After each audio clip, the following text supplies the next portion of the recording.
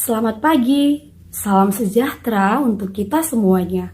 Hari ini kita akan kembali lagi pada home learning SMPK Penabur Jakarta. Hari ini kita akan belajar tentang surat pribadi.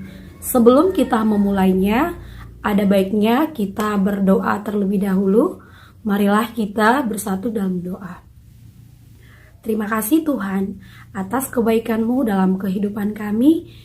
Tuhan, terima kasih kalau kami masih boleh belajar di rumah kami masing-masing. Kiranya Tuhan memberkati kami supaya apa yang diajarkan boleh kami terima dengan baik. Terima kasih Tuhan, hanya di dalam nama anak-Mu, Tuhan Yesus Kristus, Tuhan dan Juru Selamat kami. Amin. Oke, langsung saja ya kita mulai pembelajaran kita pada hari ini. Pada hari ini kita akan mencapai 4 kompetensi dasar, yaitu kompetensi dasar 3.11, yaitu mengidentifikasi informasi berupa kabar, keperluan, permintaan, dan atau permohonan dari surat pribadi dan surat dinas yang dibaca dan didengar.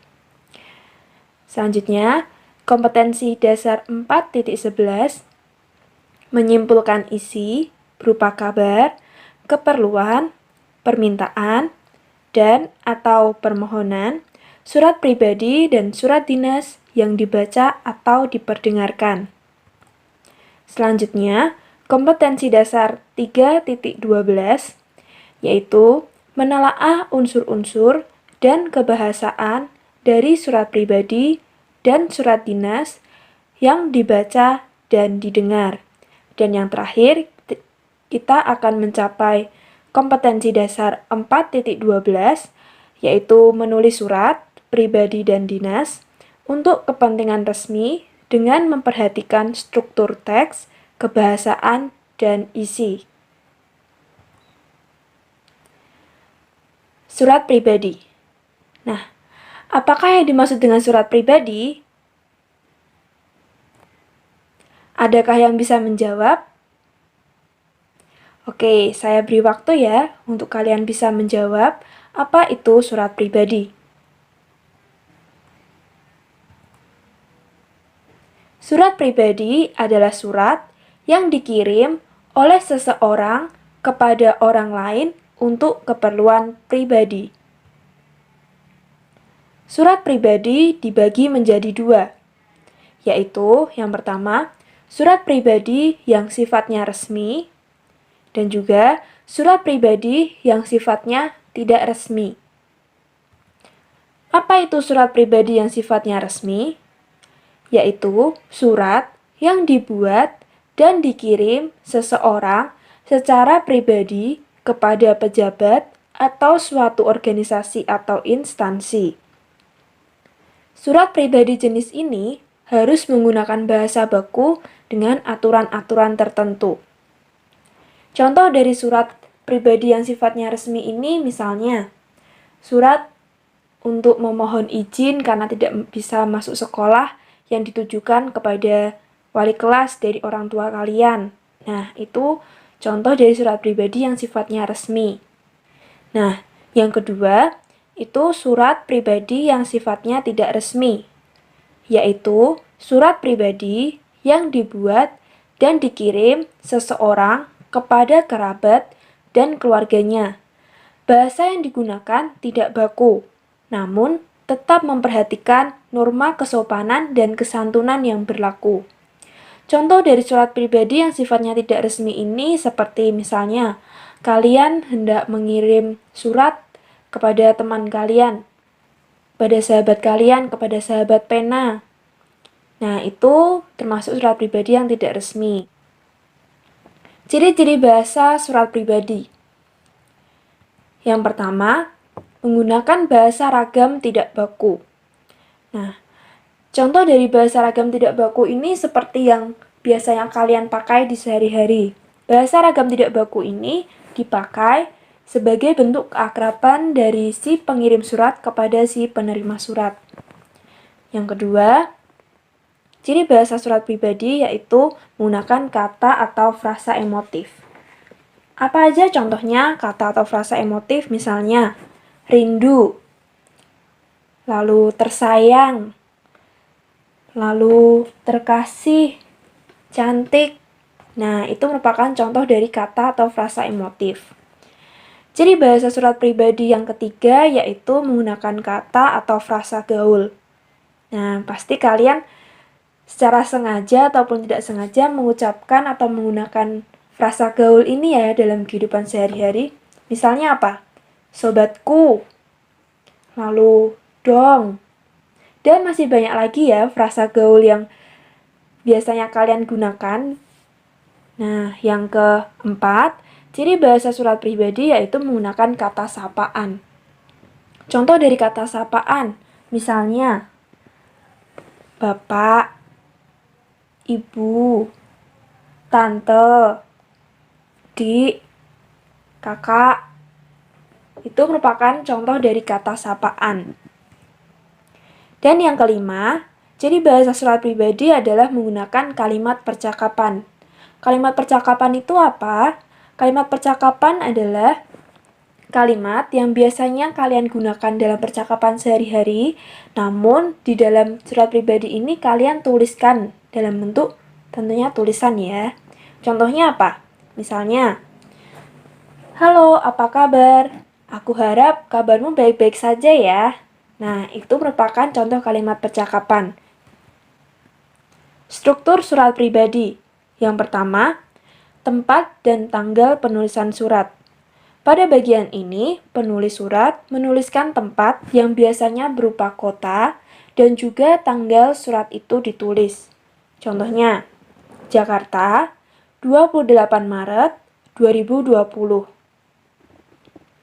Yang kedua, struktur surat pribadi, yaitu tujuan surat ditulis. Pada bagian ini, penulis surat menuliskan kepada siapa surat itu ditujukan atau nama penerima surat. Contohnya, untuk sahabatku Sofia. Struktur surat pribadi yang ketiga yaitu salam pembuka. Salam pembuka merupakan cara untuk memulai komunikasi. Ditulis menggunakan huruf kapital dan diakhiri dengan tanda koma dan disesuaikan dengan tujuan surat. Contohnya, halo, apa kabar? Salam kangen, salam rindu. Nah, itu merupakan contoh dari salam pembuka pada surat pribadi. Struktur surat pribadi yang keempat yaitu paragraf pembuka. Kalimat pada paragraf pembuka biasanya berupa pertanyaan mengenai kabar si penerima surat. Contohnya, hai Sofia, apa kabar? Bagaimana keadaanmu di sana? Pasti sehat ya? Sudah lama tidak ketemu sama kamu. Pasti kamu tambah sukses sekarang. Nah, itu merupakan contoh dari paragraf pembuka surat pribadi. Struktur surat pribadi yang kelima yaitu paragraf isi. Penulis surat menyampaikan inti atau maksud tujuan surat ditulis. Contohnya, Sofia, sahabat kecilku yang baik. Banyak yang terjadi di kampung kita sejak kamu pergi ke kota. Banyak pembangunan infrastruktur yang dilakukan pemerintah, dan sekarang banyak lowongan pekerjaan di sini. Saya ingin mengajak kamu bekerja di perusahaan keluarga saya yang mulai berkembang. Nah, ini merupakan contoh dari paragraf isi. Struktur surat pribadi yang keenam yaitu paragraf penutup. Penutup surat digunakan untuk mengakhiri isi surat. Biasanya paragraf ini berisi permohonan maaf, harapan, atau ucapan terima kasih. Contohnya, demikian surat dariku ya Sofia, aku tunggu surat balasan darimu. Dan yang ketujuh yaitu salam penutup. Salam penutup berisi salam perpisahan. Biasanya dituliskan di bagian akhir sebelum tanda tangan dan juga nama pengirim. Contohnya, salam sayang selalu. Nah, salam penutup ini biasanya juga diakhiri dengan tanda koma. Dan struktur surat pribadi yang terakhir yaitu nama pengirim dan tanda tangan. Pada bagian ini, penulis menuliskan nama terang dan juga tanda tangan. Contohnya seperti ini ya. Nah, berikut merupakan contoh surat pribadi resmi. Ini berisi permohonan izin dari Bapak Harjono yang merupakan orang tua dari Bobi Widianto yang ditujukan kepada wali kelas 7E. Nah, Bapak Harjono meminta izin kepada wali kelas Bobi tidak bisa masuk sekolah karena sakit. Bisa kalian cermati terlebih dahulu ya.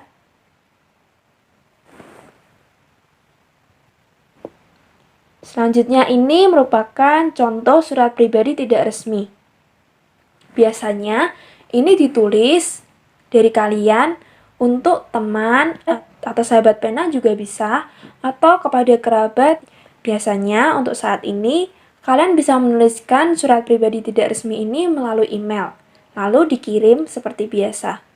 Ini merupakan contoh dari surat pribadi tidak resmi. Bisa kalian lihat lebih dahulu ya. Ini dikirim dari Mary Suyanti kepada adiknya yang bernama Edi Setiawan. Bisa kalian cermati terlebih dahulu ya contoh surat pribadi tidak resmi berikut. Nah, demikian pembelajaran kita pada hari ini. Sekarang saatnya kalian mengerjakan lembar kerja yang sudah tersedia di Google Classroom kalian masing-masing. Silahkan dikerjakan dengan sungguh-sungguh dan sesuai dengan apa yang sudah kita pelajari hari ini. Jangan lupa untuk mengumpulkan pekerjaan dengan tepat waktu ya. Untuk mengakhiri pembelajaran hari ini, marilah kita bersatu di dalam doa. Terima kasih Tuhan, kami sudah belajar bahasa Indonesia tentang surat pribadi. Terima kasih atas penyertaan Tuhan dalam hidup kami masing-masing. Semoga apa yang kami terima dapat kami terapkan dalam kehidupan kami sehari-hari. Kiranya Tuhan memberikan kami kesehatan sehingga kami boleh belajar setiap hari dengan baik. Terima kasih Tuhan, hanya di dalam nama anak-Mu, Tuhan Yesus Kristus, Tuhan dan Juru Selamat kami yang hidup. Amin. Demikianlah pembelajaran hari ini, pasti dapat dimengerti ya. Tetap semangat belajar dari rumah. Jaga kesehatan kamu, rajin-rajin mencuci tangan, dan atur pola makan.